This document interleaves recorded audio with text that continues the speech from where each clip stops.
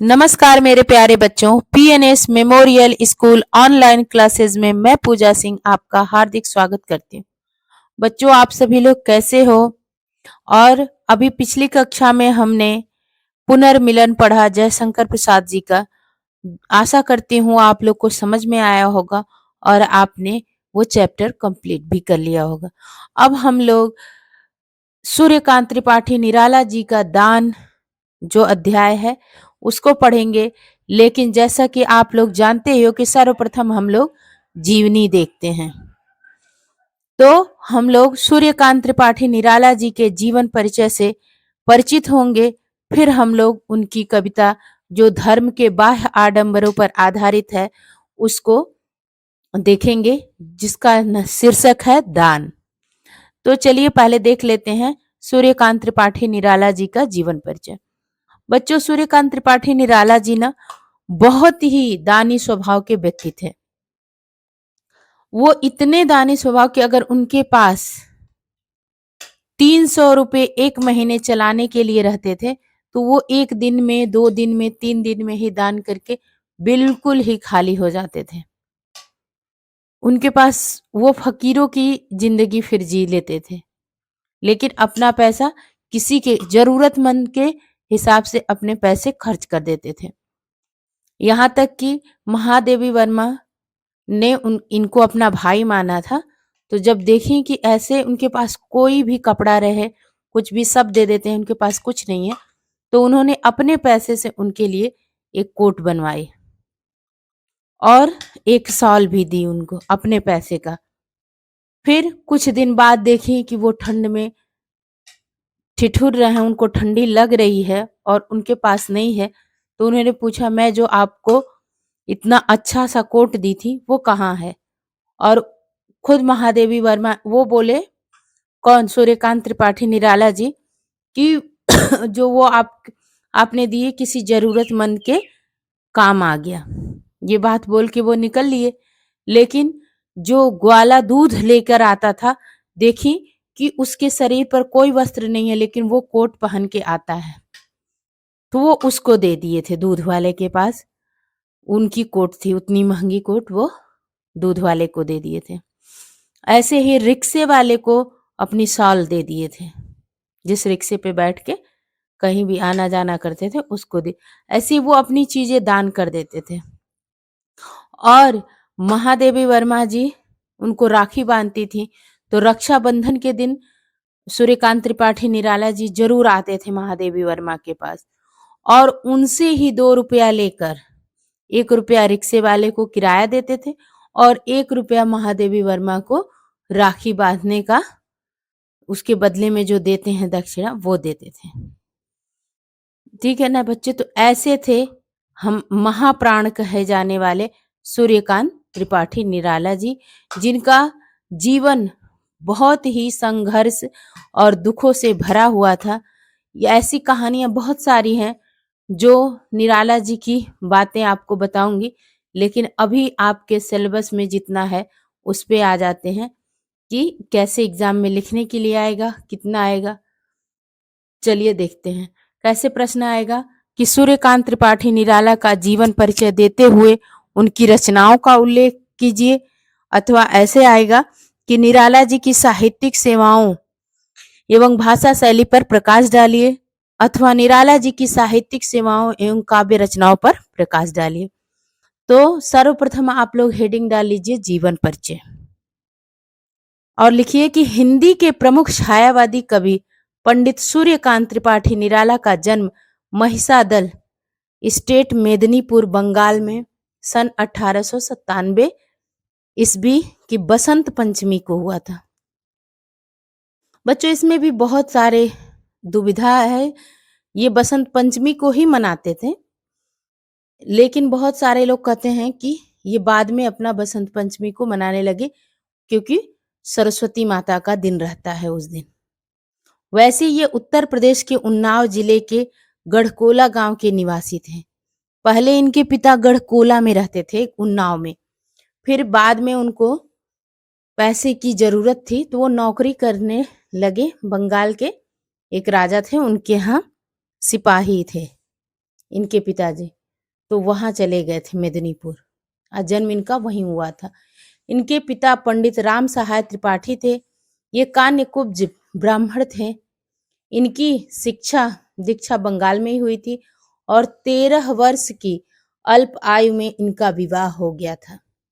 इनकी जो पत्नी थी बड़ी विदुषी और संगीतज्ञ थी। उन्हीं के संसर्ग में रहकर इनकी रुचि हिंदी साहित्य और संगीत की ओर हुई।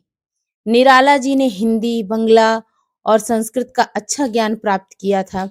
22 वर्ष की अवस्था में ही पत्नी का देहांत हो जाने पर अत्यंत ही खिन्न होकर इन्होंने महिषादल स्टेट की नौकरी से त्याग पत्र दे दिया और स्वच्छंद रूप से काव्य साधना में लग गए।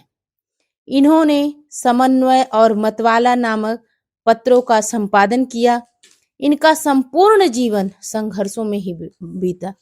जैसे 2 साल के थे तभी इनकी माता का देहांत हो गया और इनकी शादी हुई तो बहुत जल्दी इनकी पत्नी भी 2 छोटे छोटे बच्चों, एक सरोज पुत्री और बेटे को छोड़ के चली गई। फिर इन अपनी पुत्री की शादी जब ये की तो इनकी पुत्री भी सरोज की भी मृत्यु हो गई। इनके पिता की भी बहुत जल्दी मृत्यु हो गई थी।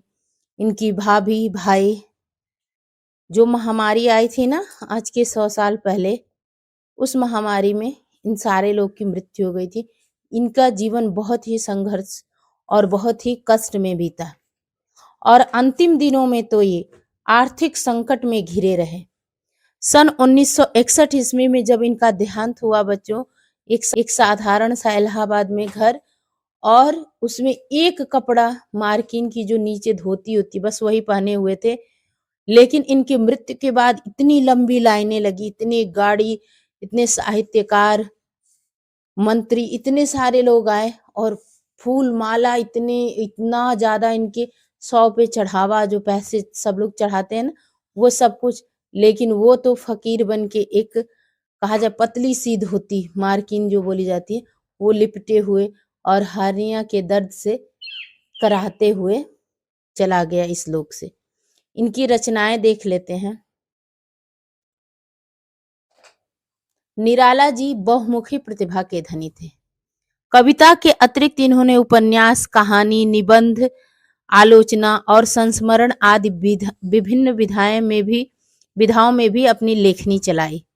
परिमल, गीतिका, अनामिका, तुलसीदास, कुकुरमुत्ता, अड़िमा, अपरा, बेला, नए पत्ते, आराधना, अर्चना आदि इनकी प्रमुख काव्य कृतियां हैं। इनकी अत्यंत प्रसिद्ध काव्य रचना जो है वो जूही की कली है। लिली, चतुरी चमार, सुकुल की बीबी कहानी संग्रह है और अप्सरा, अलका, प्रभावती इनके महत्वपूर्ण उपन्यास हैं। और जो आप लोग में ये अध्याय है ये अपरा से लिया गया है। किससे लिया गया है? अपरा से। अब हम लोग इनकी काव्यगत विशेषताएं देख लेते हैं। क्या है काव्यगत विशेषताएं? भाव पक्ष। पहले काव्यगत विशेषताएं हेडिंग डाल लीजिए, फिर भाव पक्ष डाल लीजिए और लिखिए कि हिंदी साहित्य में निराला मुक्त वृत्त परंपरा के प्रवर्तक माने जाते हैं। इनके काव्य में भाषा, भाव और छंद तीनों समन्वित हैं। ये स्वामी विवेकानंद और स्वामी रामकृष्ण परमहंस की दार्शनिक विचारधारा से बहुत प्रभावित थे। निराला के काव्य में बुद्धिवाद और हृदय का सुंदर समन्वय है। छायावाद, रहस्यवाद और प्रगतिवाद तीनों क्षेत्रों में निराला का अपना विशिष्ट महत्वपूर्ण स्थान है। इनकी रचनाओं में राष्ट्रीय प्रेरणा का स्वर भी मुखर हुआ है। छायावादी कवि होने के कारण निराला का प्रकृति से अटूट प्रेम है। इन्होंने प्रकृति चित्रण में प्रसाद जी की भांति ही मानवीय भावों का आरोप करते हुए एक नया दृष्टिकोण प्रस्तुत किया है। अब हम लोग कला पक्ष देख लेते हैं। यहाँ जहां कहीं भी आप लोग का छूटा होगा यहाँ से देख के लिख लीजिएगा। अब कला पक्ष देख लेते हैं। इनकी भाषा शैली कैसी थी? निराला जी की भाषा संस्कृत गर्भित खड़ी बोली थी। यत्र तत्र बंगला भाषा के शब्दों का भी प्रयोग मिल जाता है। इनकी रचनाओं में उर्दू और फारसी के शब्द भी प्रयुक्त हुए हैं। इनके काव्य में जहाँ हृदयगत भावों की प्रधानता है, वहाँ भाषा सरल, मुहावरेदार और प्रवाह पूर्ण है। निराला के काव्य में प्रायः 3 प्रकार की शैलियों के दर्शन होते हैं। एक सरल और सुबोध शैली प्रगतिवादी रचनाओं में मिलते हैं। क्लिष्ट और दुरूह शैली रहस्यवादी एवं छायावादी रचनाओं में मिलते हैं। और हास्यपूर्ण व्यंग्य शैली हास्य व्यंग्यपूर्ण रचनाओं में। इनके में रस छंद अलंकार हेडिंग डाल के लिख लीजिए कि निराला के काव्य में श्रृंगार, वीर, रौद्र और हास्य रस का सुंदर और स्वाभाविक ढंग से परिपाक हुआ है। निराला जी की परंपरागत काव्य छंदों से सर्वथा भिन्न छंदों के प्रवर्तक माने जाते हैं। इनके मुक्त छंद 2 प्रकार के हैं, तुकांत और अतुकांत। दोनों प्रकार के छंदों में लय और ध्वनि का विशेष ध्यान रखा गया है। अलंकारों के प्रति निराला जी की विशेष रुचि दिखलाई नहीं पड़ती थी। इन्होंने प्राचीन और नवीन दोनों प्रकार के उपमान का प्रयोग किया है। मानवीकरण और विशेषण जैसे अंग्रेजी के अलंकारों का भी इनके काव्य में प्रयोग मिलता है। अब इनका साहित्य में स्थान लिख लो आप लोग। साहित्य में स्थान, निराला जी हिंदी साहित्य के बहुप्रतिभा संपन्न कलाकार एवं साहित्यकार हैं। इन्होंने अपने परंपरागत क्रांतिकारी स्वच्छंद मुक्त काव्य योजना का निर्माण किया। समय के परिवर्तन के साथ साथ इनके काव्य में भी छायावाद, रहस्यवाद और प्रगतिवाद के दर्शन हुए हैं। सब कुछ मिलाकर निराला भारतीय संस्कृति के युग दृष्टा कवि हैं। छायावादी 4 कवियों प्रसाद, पंत, निराला, महादेवी वर्मा में इनका प्रमुख स्थान है। अब तो बच्चों इनका जीवन परिचय तो समाप्त हुआ। अब हम लोग कर लेते हैं ये जो अध्याय है दान, उसको पहले समझते हैं उसमें है क्या, फिर आप लोग को इसका संदर्भ प्रसंग व्याख्या लिखवाऊंगी। पहले लेकिन हम लोग पूरी कविता समझ लेते हैं दान चैप्टर में क्या है। ये जो दान कविता है निराला जी की बच्चों, इसमें ना वो दुखी मानवों की उपेक्षा करके वानरों, कौओं को भोजन खिलाने वाले मनुष्यों पर व्यंग किए हैं। शुरू की कुछ लाइनें तो प्रकृति का चित्रण कर रही हैं कि निकला पहला अरविंद आज, देखता अनिंद रहस्य साज, सौरभ वसना समीर बहती, कानों में प्राणों की कहती, गोमती छिड़ कटि नटि नवल, नृत्य पर मधुर आवेश चपल, मैं प्रातः पर्यटनार्थ चला, लौटा आ पुल पर खड़ा हुआ, सोचा विश्व का नियम निश्चल, जो जैसा उसको वैसा फल देती, यह प्रकृति स्वयं सदैव। जो प्रकृति है ना बच्चों, हम उसको जो देते हैं वही चीज वो हमको पलट कर देती है। हम अच्छा करेंगे तो अच्छा होता है, और जैसे हमने प्रकृति को इतना प्रदूषित किया तो बदले में वो भी हमको प्रदूषण के रूप में बहुत कुछ दिए। जैसे कोरोना, बहुत सारी महामारियां हमको प्रकृति ने दी, क्योंकि हमने भी वही प्लास्टिक और पेड़ों को काटना, गाड़ियों से जो प्रदूषण होता है हमने वो प्रकृति को दिया। तो प्रकृति का ये नियम है, जो आप उसको दोगे वही, जो आप प्रकृति को दोगे प्रकृति आपको वापस करेगी। लेकिन ये शुरू की चंद लाइनें जो दान की है, इसके बाद जो इस अध्याय में है वो आप लोग को मैं बताती हूँ। पहले सारांश जान लो कि इसमें ना व्यंग है उन मनुष्यों पे, जैसे बहुत सारे धनी व्यक्ति को देखोगे वो कुत्ता पाल के अपनी गाड़ियों में लेके चलते हैं, और गरीब सड़कों पर उनके पास पहनने के लिए कपड़े नहीं, चप्पल नहीं, कुछ नहीं रहते। तो वैसे ही है कि जब कभी नदी के पुल पर पहुंचते हैं घूमते घूमते, तो वहां देखते हैं प्रकृति को, तो देखते हैं कि प्रकृति अ, नदी के किनारे सब लोग दान बहुत करते हैं ना, नहा के फिर नदी के पास खड़े होके जल भी देते हैं, बहुत सारे दान पुण्य करते हैं, पंडित को बुलाकर उनको भी बहुत कुछ देकर, वहां पर मंदिर है तो वहां पे भी चढ़ावा बहुत चढ़ाते हैं। तो उस पे ही वो देखते हैं कि वहां पर एक भिखारी, अत्यंत दुर्बल भिखारी बैठा हुआ है, और वहीं पर शंकर भगवान का मंदिर है, शिव जी का, उनके ऊपर चावल तिल जल बहुत कुछ चढ़ाया चढ़ाया जा रहा है, और जो ब्राह्मण है उसको सब लोग बहुत कुछ दे रहे हैं। तो वो ब्राह्मण बाहर आकर, ऊपर आकर उसी पुल पर वो बंदरों को, बहुत सारे बंदर हैं, उनको अपने झोली में से निकाल कर पुए खिला रहा है, और वहीं पर वो भिखारी, कृष्ण काय भिखारी एकदम गरीब सा, उसके तरफ मुड़कर भी नहीं देख रहे। तो इस ये कवि हृदय ना बहुत ही कोमल होता है, वो ये इस चीज को देखकर वो बोलते हैं, हे मानव तू धन्य है, कि जो दीन असहाय शोषित हैं उनको कुछ नहीं, और इन बंदरों को पुए खिलाया जा रहा है। तो ये देखकर उनका मन बहुत, उनके हृदय में, उनके दिल में बहुत ही कष्ट होता है। बच्चों पहले हम लोग लाइन बाय लाइन इसका अर्थ देख लेते हैं, फिर उसके बाद हम लोग क्या करेंगे कि संदर्भ प्रसंग व्याख्या देखेंगे। ओके।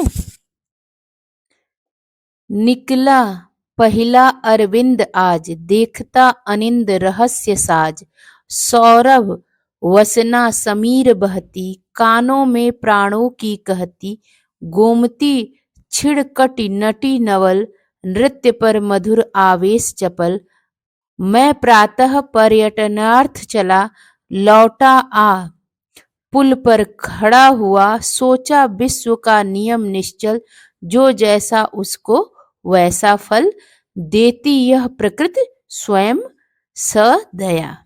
ठीक है, तो अब देखो हम लोग पहले इसको समझ लेते हैं कि क्या है। ये प्रातः काल का समय है। कब का समय है? प्रातः काल का।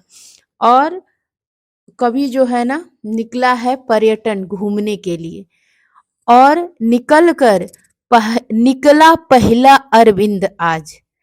पहला अरविंद मतलब इसका दो अर्थ होता है बच्चों, शब्द अर्थ साथ में ही यहीं पर ना, जैसे पहला अरविंद, तो यहीं पर पेंसिल से आप लोग तुरंत उसका अर्थ लिख लिया करो। पहला अर्थ है कि उपवन में पहला कमल, सूर्योदय के साथ ही ना कमल खिला, तो यानी सूर्योदय हुआ। पहले तो ये है इसका अर्थ, कमल खिला, उपवन में पहला कमल खिला, और निकला पहला अरविंद आज। और एक अर्थ क्या है, आज ना कवि को ये ज्ञान, ज्ञान मतलब पहला लाल मुख वाला सूर्य ज्ञान का प्रतीक निकला, क्योंकि इसी दिन कवि को इस कविता में ना जो बाह्य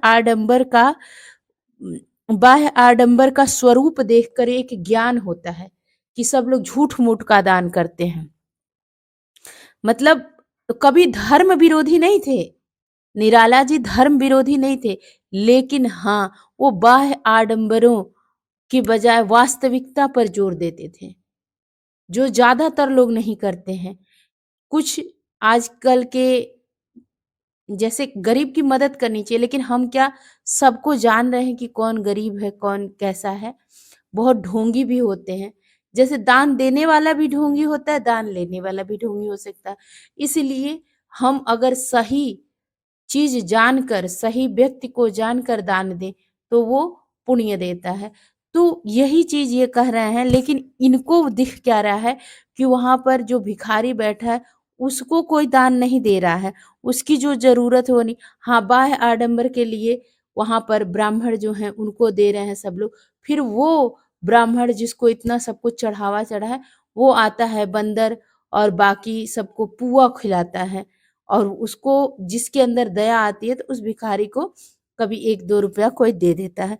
तो ये जान लो पहला अरविंद मतलब, अरविंद मतलब कमल खिलना, कमल की बात हो रही है, लेकिन यहाँ पर 2-3 अर्थ है इसका। तो एक लिख लो कि उपवन में पहला कमल खिला, और दूसरा अर्थ लिख लो कि पहला लाल मुख वाला सूर्य यानी ज्ञान का प्रतीक निकला। पहला इसलिए यहां पर लिखा गया है क्योंकि इस दिन ही कवि को धर्म का आडंबर पूर्ण स्वरूप देखकर ज्ञान प्राप्त हुआ। फिर क्या, सौरभ वसना समीर बहती, सौरभ वसना, सौरभ वसना समीर बहती। देखो, वसन वसन मतलब वस्त्र होता है और सौरभ मतलब सुगंधित होता है।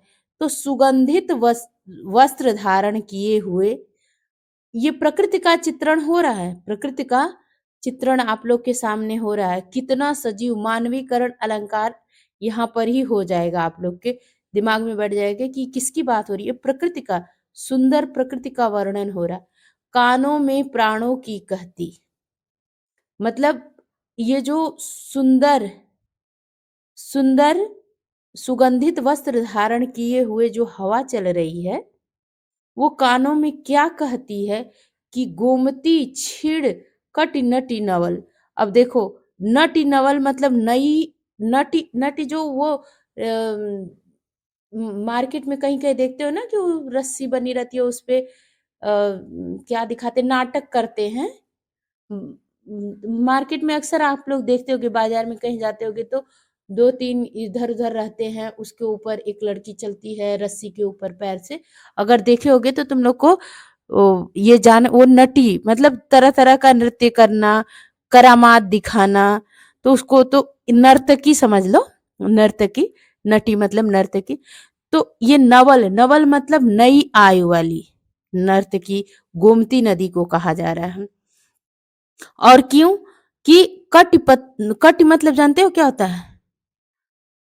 कटि, कटि मतलब होता है पतली कमर।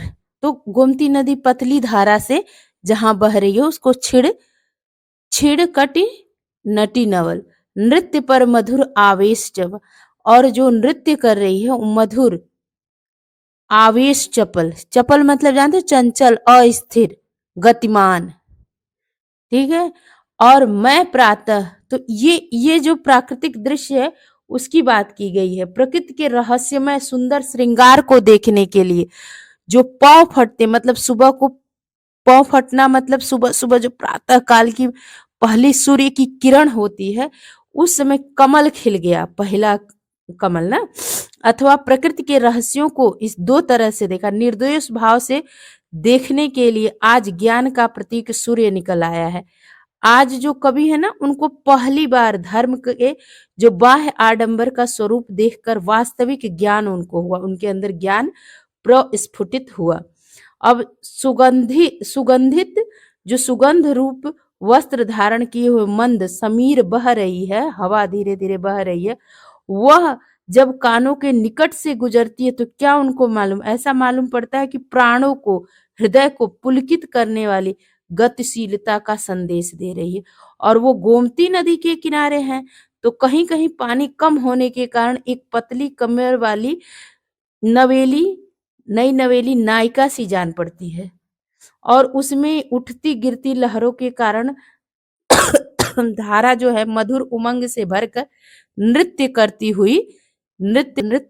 हुई प्रतीत होती है।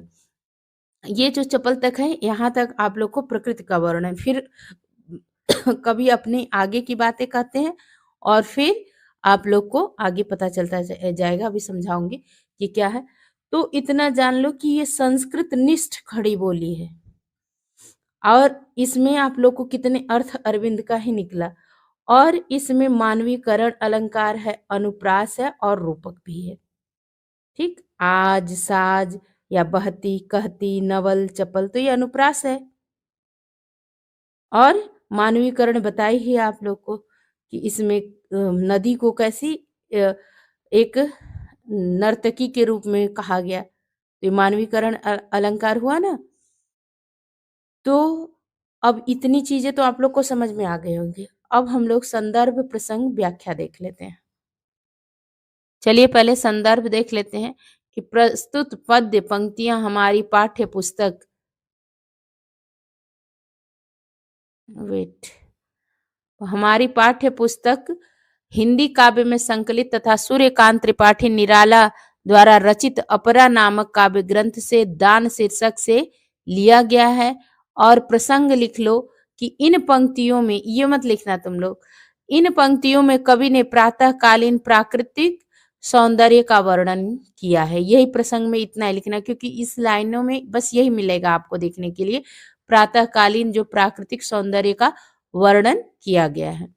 अब आप लोग व्याख्या लिख लो कि प्रकृति के रहस्यमय सुंदर श्रृंगार को देखने के लिए पौ फटते ही पहला कमल खिल गया, अथवा प्रकृति के रहस्यों को निर्दोष भाव से देखने के लिए आज ज्ञान का प्रतीक सूर्य निकल आया है। आज ही पहली बार कवि को धर्म के बाह्य आडंबर का स्वरूप देखकर वास्तविक ज्ञान प्राप्त हुआ है।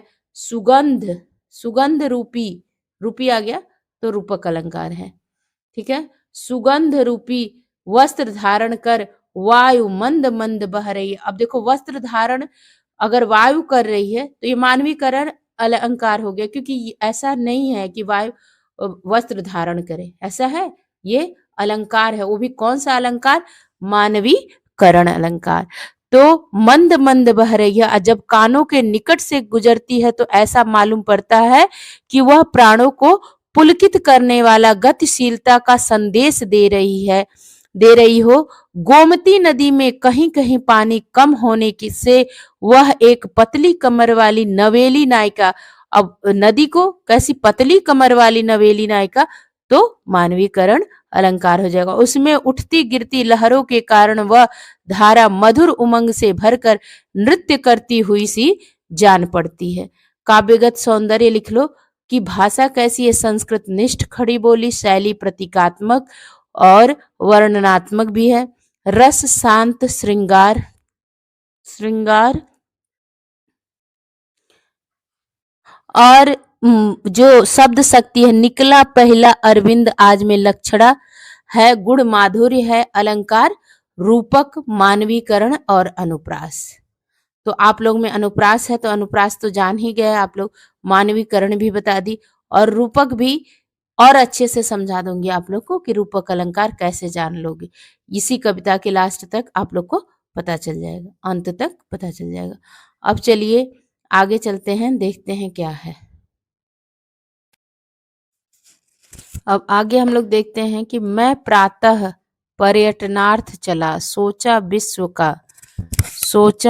का नहीं, मैं प्रातः पर्यटनार्थ चला, लौटा आ पुल पर खड़ा हुआ, सोचा विश्व का नियम निश्चल, जो जैसा उसको वैसा फल देती यह प्रकृति स्वयं सदया, सोचने को न रहा कुछ नया, सौंदर्य गीत बहुवर्ण गंध, भाषा भावों के छंद बंध, और भी उच्चतर जो विलास, प्राकृतिक दान वे स्वप्रयास, या अनायास आते हैं सब में है श्रेष्ठ धन्य मानव, फिर देखा उस पुल के ऊपर बहुसंख्यक बैठे हैं वानर, एक ओर पंथ के कृष्णकाय कंकाल शेष नर मृत्यु प्राय, बैठा सशरीर दैन्य दुर्बल, भिक्षा को उठी दृष्टि निश्चल, अति छिड़ कंठ है तीव्र श्वास, जीता ज्यों जीवन से उदास,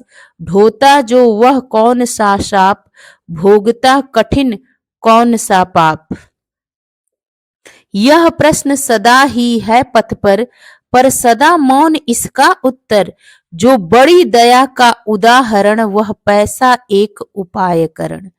देखो, जब कभी ना जाते हैं सुबह सुबह, मतलब मंदिर जाके वहां पर जाकर दर्शन जब करते हैं, उसके बाद वो लौट कर आकर पुल पर खड़े होते हैं और क्या सोच रहे, कवि हृदय ना, जैसे कहा जाता है जहां न पहुंचे रवि वहां पहुंचे कवि, तो कवि हृदय बहुत ही निर्मल भी होता है और मन बहुत दूर तक सोच लेता है कवि का।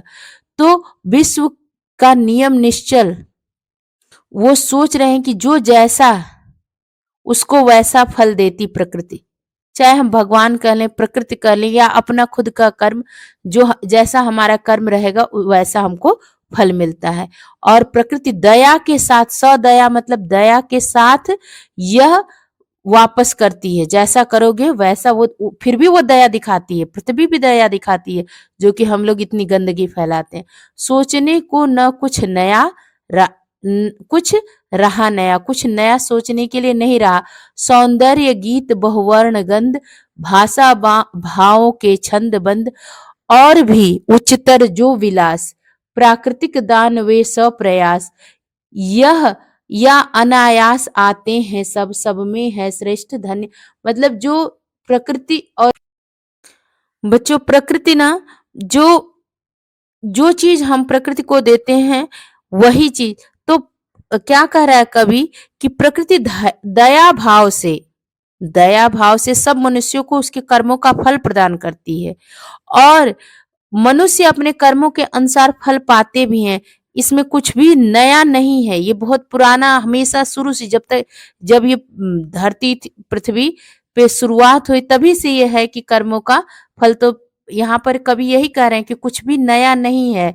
और ये जो सौंदर्य गीत, विविध रंग गंध, भाषा, मनोभावों को छंद में बांधना, और मनुष्य को प्राप्त होने वाले ऊंचे ऊंचे भोग तथा कई प्रकार के दान जो मनुष्य को प्रकृति ने प्रदान किया है या उसने अपने परिश्रम से प्राप्त किया, इन सब में मनुष्य श्रेष्ठ और सबसे, जैसे इस पृथ्वी पर गाय भैंस बंदर सब कुछ है, हर हर योनि के, जैसे कीड़े मकोड़े, सुअर, पशु पक्षी, कौवा, मतलब हर गिलहरी, हर तरह की चीज, लेकिन सबसे श्रेष्ठ कौन है? मानव।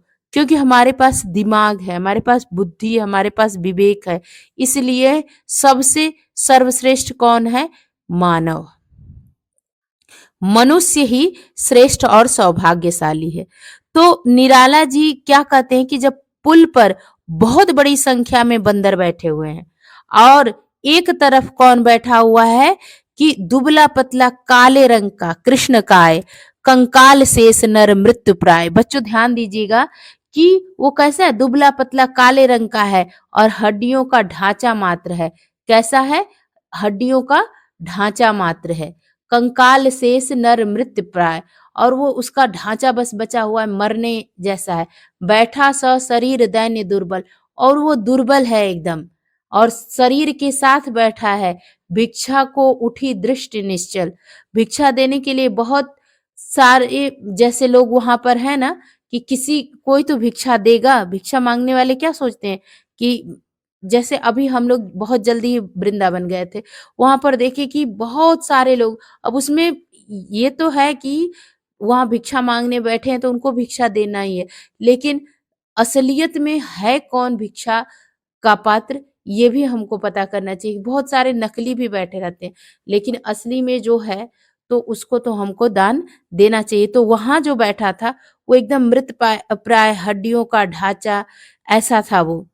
और वो भिखारी जो बैठा था वो अपलक नेत्र से ऊपर देख रहा था, और वो कैसा ना, अति क्षीण कंठ है। जब भूख लगती है ना बच्चों, तो कंठ मतलब हमारे गले से आवाज नहीं उठती है, और सांसें कैसी तीव्र तेज गति से चल रही हैं, जैसे वो अपने जीवन से एकदम उदास हो गया है। उसको कोई कुछ तो दे भी नहीं रहा है, और क्या है, वहीं बगल में पुआ खिला रहे हैं लोग बंदरों को।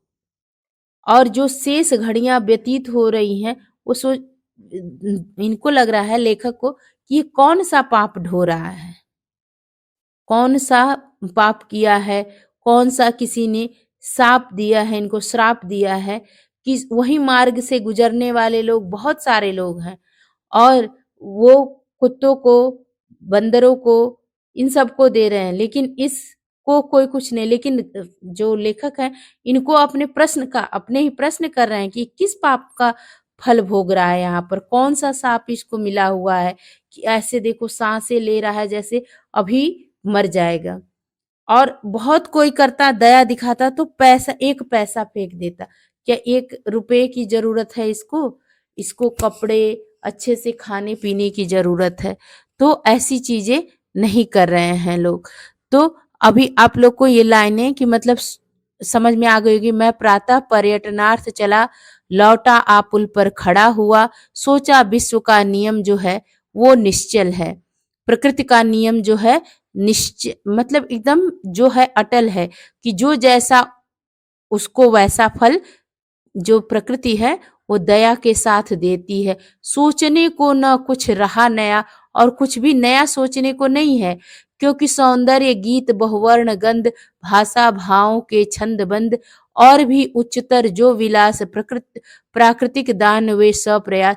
मतलब जितना ये प्रकृति इस पृथ्वी पर धरा पर जितने सब कुछ है उसमें सबसे श्रेष्ठ यह मानव है। और फिर क्या देखते हैं वो कि उस पुल के ऊपर बहुसंख्यक बैठे हैं वानर। मतलब उस पुल के ऊपर बहुत सारे वानर बैठे हुए हैं और एक तरफ कौन बैठा हुआ है, कृष्ण का है, काले रंग का एक पथ पर एक व्यक्ति बैठा हुआ है जो कंकाल से उसके ढांचा मात्र रह गया है हड्डियों का और मृत प्राय की तरह बैठा हुआ है और एकदम दैन्य दुर्बल है और भिक्षा के लिए उसकी आंखें उठ रही हैं, दृष्टि ऊपर उठ रही है और लेकिन उसके छिड़ जो कंठ जो है वो छिड़ है, मतलब गले से आवाज नहीं। जब कहा जाता है ना बेटा बच्चों की जब हमारे पेट में अन्न रहता है तभी हमारे गले से आवाज भी निकलती है, भूखे पेट कुछ नहीं होता तो उसके कंठ से आवाज भी नहीं जीता ज्यों जीवन से। और ऐसा देख के लग रहा है कि वो जीवन से एकदम उदास हो गया है।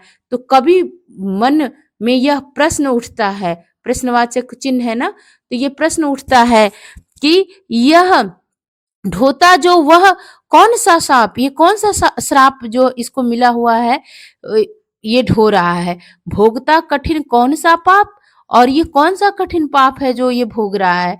यह प्रश्न सदा ही है पथ पर। जो कवि हृदय है ना उनके मन में यह प्रश्न उठ रहा है पर सदा मौन। इसका उत्तर देगा कौन, कौन देगा, क्योंकि हमको नहीं पता कि किसके कर्म क्या है, किसको किस कर्म का फल, ये तो भगवान ही जाने, ईश्वर ही जाने, जो सबके अंदर है, आपके अंदर, हमारे अंदर है, वही जाने कि किसका कौन सा पाप है। हम आप तो जो सामने दिखेगा उसी को देखेंगे।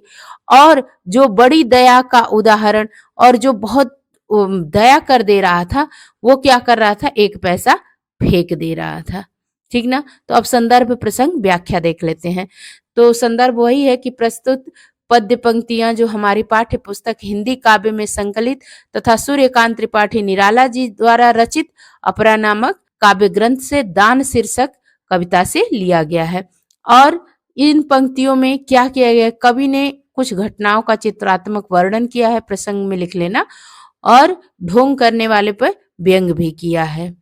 तो क्या किए हैं, कवि कहते हैं कि एक दिन मैं सवेरे गोमती नदी के तट पर घूमने के लिए गया और लौटकर पुल के समीप आकर खड़ा हो गया। वहां मैं सोचने लगा। बच्चों आप लोग बताओगे कि गोमती नदी कहाँ पर बहती है, यानी कभी कहाँ पर गए हुए हैं आप लोग ढूंढ के। आप लोग ज्योग्राफी में पढ़े भी हो और नहीं भी पढ़े तो भी आप लोग मुझे ढूंढ के बताओगे। और इसके कमेंट में, ये यूट्यूब के कमेंट में आप लोग मुझे कमेंट करोगे, सारे लोग, सारे क्लास के बच्चे मुझे बताओगे कि गोमती नदी कहाँ पर बहती है।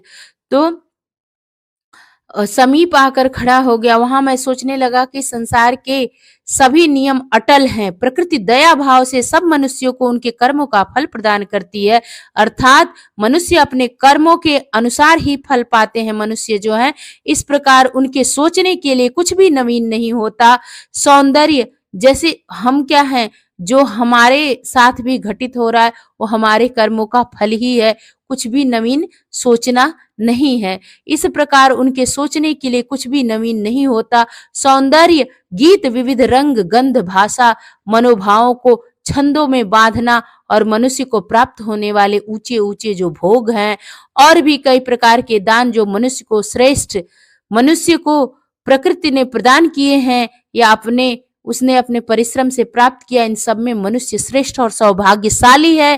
फिर निराला जी ने देखा कि गोमती के पुल पर बहुत बड़ी संख्या में बंदर बैठे हुए हैं और तथा सड़क के एक ओर दुबला पतला काले रंग का मृत प्राय जो हड्डियों का ढांचा मात्र था, ऐसा एक भिखारी बैठा हुआ है।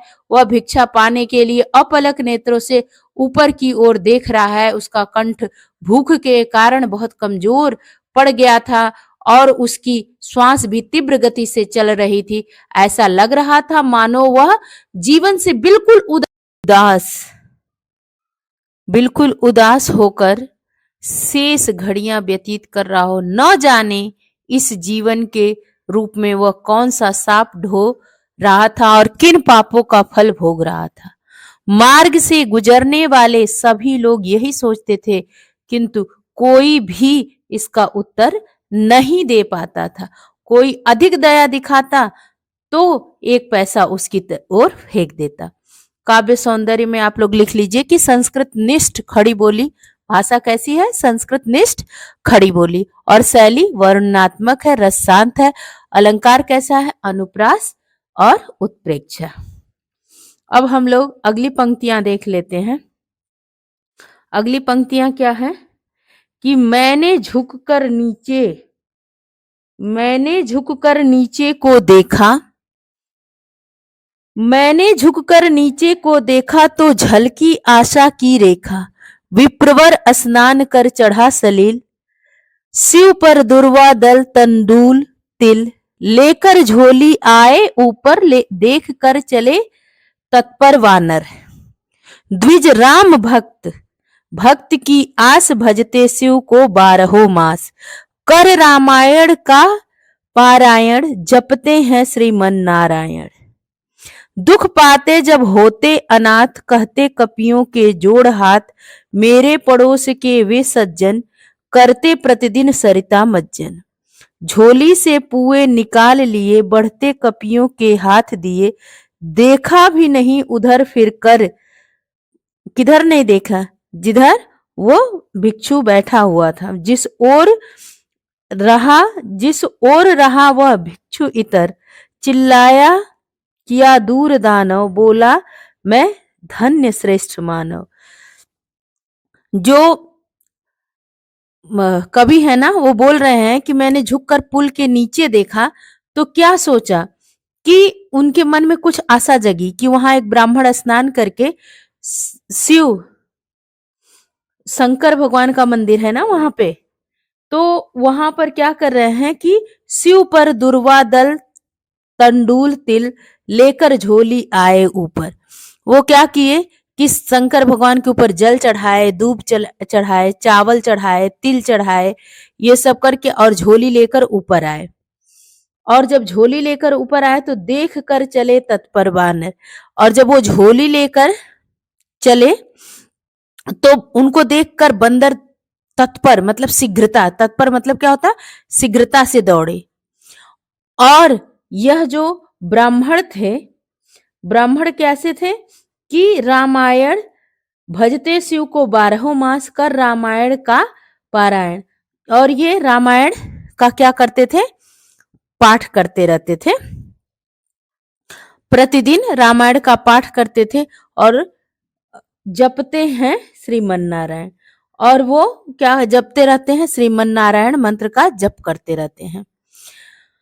दुख पाते जब होते अनाथ। और वह जो ब्राह्मण थे वो अंधविश्वासी, जब दुखी होते, असहाय दशा का अनुभव करते, तब हाथ जोड़कर बंदरों से कहते कि वे उनका दुख दूर कर दे। तभी वो बंदरों को कुछ कुछ खिलाते। बहुत सारे लोग को देखोगे कि गाय को रोटी भी तभी उनको कोई कुछ कहा कि ये तुम्हारा दूर होगा तो रोटी, ऐसे नहीं, सेवा करने के भाव से नहीं करते। तो कभी उस ब्राह्मण का परिचय देते हुए कहते कि ये सज्जन जो कहते कपियों के मेरे पड़ोस के वे सज्जन, ये सज्जन मेरे पड़ोस के हैं। कहाँ के? पड़ोस के हैं। और करते प्रतिदिन सरिता मज्जन, और प्रतिदिन गोमती नदी में स्नान करते हैं। बढ़ते कपियों झोली से पुए निकाल लिए, और वो अपने झोली में क्या रखे हुए हैं? पुए। और निकाल कर बढ़ते कपियों को मतलब बंदरों को खिला रहे हैं। देखा भी नहीं उधर फिरकर, और उधर फिरकर नहीं देखे जिधर वो ब्राह्मण बैठा हुआ है, सॉरी भिक्षु बैठा हुआ है, उधर घूम कर भी नहीं देखे। और वो भिखारी भी कातर दृष्टि से देख रहा था।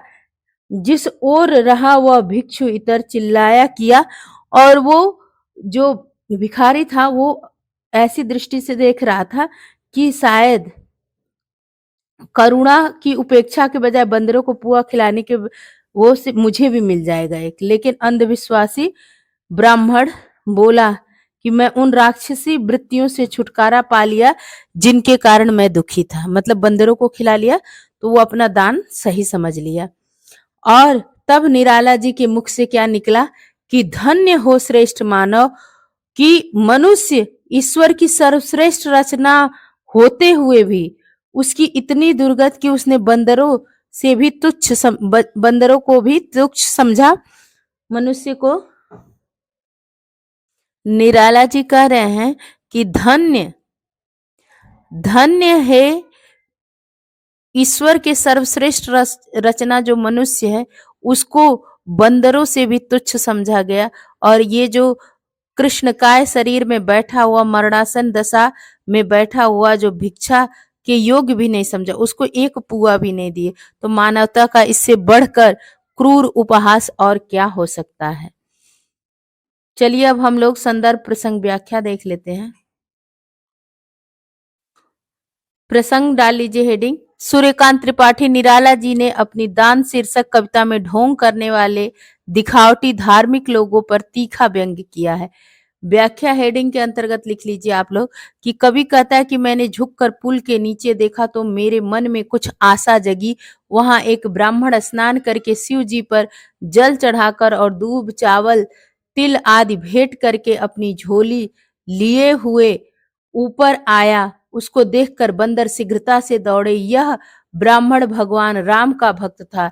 उसे भक्ति करने से कुछ मनोकामना पूरी होने की आशा थी। वह 12 महीने भगवान शिव की आराधना करता था। वे ब्राह्मण महाशय प्रतिदिन प्रातः काल रामायण का पाठ करने के बाद श्रीमन नारायण मंत्र का जप करते हैं। वह अंधविश्वासी ब्राह्मण जब कभी दुखी होता या असहाय दशा का अनुभव करता तब हाथ जोड़कर बंदरों से कहता कि वे उसका दुख दूर कर दें। कभी उस ब्राह्मण का परिचय देते हुए कहता है कि वे सज्जन मेरे पड़ोस में रहते हैं और प्रतिदिन गोमती नदी में स्नान करते हैं। उसने पुल के ऊपर पहुंचकर अपनी झोली से पुए निकाल लिए और हाथ बढ़ाते हुए बंदरों के हाथों में रख दिए। कभी को यह देखकर दुख हुआ कि उसने बंदरों को तो बड़े चाव से पुए खिलाए, परंतु उधर घूम कर भी नहीं देखा जिधर वह भिखारी कातर दृष्टि से देखता हुआ बैठा था। मानवीय करुणा की उपेक्षा और बंदरों को पुए खिलाने के बाद वह अंधविश्वासी ब्राह्मण बोला कि अब मैंने उन राक्षसी वृत्तियों से छुटकारा पा लिया जिनके कारण मैं दुखी था। परंतु निराला जी के मुख से निकला धन्य हो श्रेष्ठ मानव भाव यह है कि जो मनुष्य ईश्वर की सर्वश्रेष्ठ रचना है उसकी इतनी दुर्गति कि उसे बंदरों से भी तुच्छ समझा गया। मरणासन दशा में देख कर भी उसे भिक्षा के योग्य भी न समझा गया। मानवता का इससे बढ़कर क्रूर उपहास और क्या हो सकता है। भाषा आप लोग लिख लीजिए कि साहित्यिक खड़ी बोली है, शैली व्यंग्यात्मक है और रस शांत। अलंकार कौन सा है? अनुप्रास। अब आप लोग निराला जी द्वारा रचित दान कविता का सारांश अपने शब्दों में लिखिए। तो ये आप लोग प्रश्न डाल के उत्तर लिख सकते हैं। मैंने बता भी दिया कि सारांश क्या। सूर्यकांत त्रिपाठी निराला द्वारा रचित लिखित जो दान कविता में दुखी मानवों की उपेक्षा करके वानरों, कौओं आदि को भोजन खिलाने वाले मनुष्यों पर व्यंग किया गया है।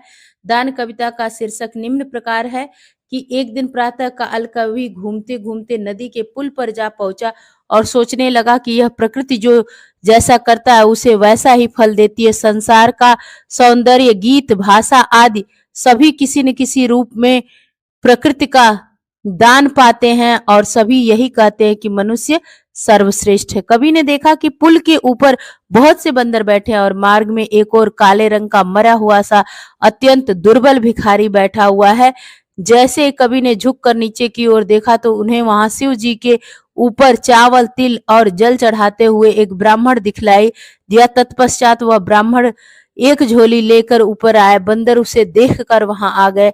उसने बंदरों को झोली से निकाल कर पुए दे दिए और भिखारी की ओर मुड़कर उसने भिखारी की ओर मुड़कर देखा भी नहीं। यह देखकर कवि को बहुत ही दुख हुआ। वह व्यंग के साथ बोला, हे मानव, तू धन्य है। अब इसका केंद्रीय भाव आप लोग लिख लीजिएगा, देख लीजिए एक बार। लेकिन वही है जो सारांश है, वही केंद्रीय भाव है कि दान बंदरों को खिलाने के लिए पुए कोई बोला तो खिला दिया, और वहीं पर बैठा हुआ भिखारी उसकी तरफ वो ब्राह्मण देखा भी नहीं। तो निराला ने कविता के माध्यम से, ये प्रश्न 2 है कि पुल पर खड़े होकर निराला जी क्या सोचते हैं। तो खड़े होकर सूर्यकांत त्रिपाठी निराला जी सोचते हैं कि इस सृष्टि का निर्माण करने वाले के नियम अटल हैं। यहाँ जो जैसा करता है उसे वैसे ही फल की प्राप्ति होती है। और निराला ने दान कविता के माध्यम से किस पर प्रहार किया है? निराला ने दान कविता के माध्यम से धनाढ्य लोगों पर प्रहार किया, जो बंदरों को मालपुए खिलाते हैं और निर्धन मनुष्य उन्हें बेबसी से देखते रह जाते हैं। प्रश्न 4 क्या है कि मानव के विषय में सूर्यकांत त्रिपाठी निराला की धारणा पहले क्या थी? मानव को सूर्यकांत त्रिपाठी निराला सृष्टि का सर्वश्रेष्ठ प्राणी मानते थे। और प्रश्न 5 क्या है? कानों में प्राणों की कहती से कवि का क्या तात्पर्य है? तो जब सौरभ वसना समीर कानों के निकट से गुजरती है, वह मानो कानों में प्राण को पुलकित करने वाला प्रेम मंत्र चुपचाप कह जाती है। दान शीर्षक कविता में कवि द्वारा किए गए व्यंग की व्याख्या कीजिए। तो ये आप लोग बहुत ही अच्छे से कर लोगे, क्योंकि मैंने आपको बहुत ही ढंग से समझा दिया है, आप लोग कर लेना। दान शीर्षक कविता पर एक अनुच्छेद लिखिए, जो आप लोग लिखकर सेंड करना मुझे। अब अति लघु देख लेते हैं हम लोग कि निराला किस युग के कवि माने जाते हैं। तो निराला छायावाद युग के कवि माने जाते हैं। निराला की 2 रचनाओं के नाम लिखिए, तो परिमल और अनामिका। निराला की पुत्री का क्या नाम था? निराला की पुत्री का नाम सरोज था। छायावाद के स्तंभ कहे जाने वाले कवि का नाम लिखिए, तो सूर्यकांत त्रिपाठी निराला। निराला की काव्य भाषा क्या थी? खड़ी बोली। अब ये व्याकरण बोध का प्रश्न है, जो ये आप लोग देख लीजिए एक बार। काव्यगत विशेषताएं इसकी क्या है?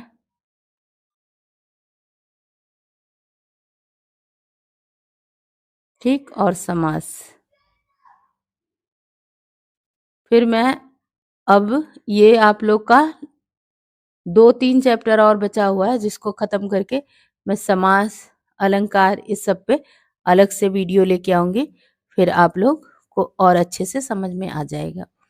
मिलती हूँ अगले वीडियो में। धन्यवाद।